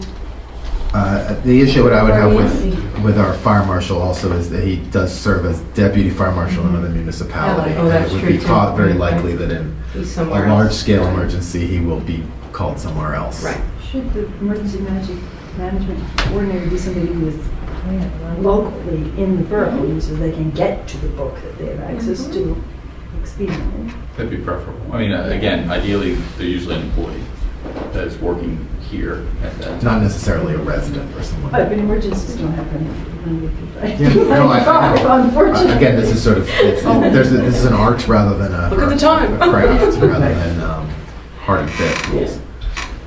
So you just need a volunteer to send Can I- it first. Mr. Gallagher, chief. I'd like to, I mean, if it's going to be until the end of the year, I would like to certainly volunteer in that position to hold that for the borough. It would certainly be an honor. As we move forward with this discussion with the mayor and myself and the staff, if that would help, I would certainly like to do that. But take into consideration, as we move forward in this discussion, the person that's going to have to fulfill that role is going to have the required experience, incident command training under National Incident Management System. Whoever ultimately gets that job, I'm more than willing to co-partner with that person because I've run tabletop exercises, I've done crisis management plans, I've orchestrated drills, evacuation plans, dissemination of information, whether it comes to active shooter, weather emergencies, or other crises that may come up. So I have full confidence in that regard to orchestrate those things. However, at the same time, please do take into consideration, as the mayor pointed out, as we move forward, God forbid, say we ever had an active shooter somewhere in this borough, I would have to be on scene. When you have a bigger borough, a bigger township, a bigger community, sometimes your police chief will serve as your EMC, but that's because he or she will have the people to delegate responsibilities to at an active scene. However, with a small department like ours, a very flat organization, I will be providing command level decisions to my officers at a scene, if not acting as a participant to neutralize any problems. So that's the challenges that we run with running a smaller department in a smaller borough. But however, with that being said, I would certainly be honored to do it for the end of the year, until the end of the year, and I would certainly be honored to partner with anybody that would be named in the future to orchestrate these exercises and these preparations and trainings to make sure that we are prepared for such an emergency, because I feel ultimately we're all on the same team. Thank you very much, Chief. So, thank you for your offer. I'll take a motion. Yes. I move to appoint Chief Gallagher to temporarily fill the position of emergency manager until the end of the year. I second that. Any further discussion? All in favor? Aye. Congratulations, Chief. Thank you. Thank you. Oh, thank you. Thank you.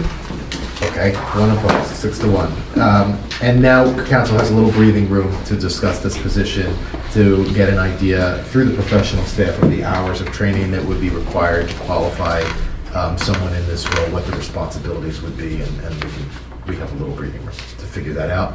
And also if there are any budgetary impacts for next year. All right, thank you. I'll take a motion to adjourn.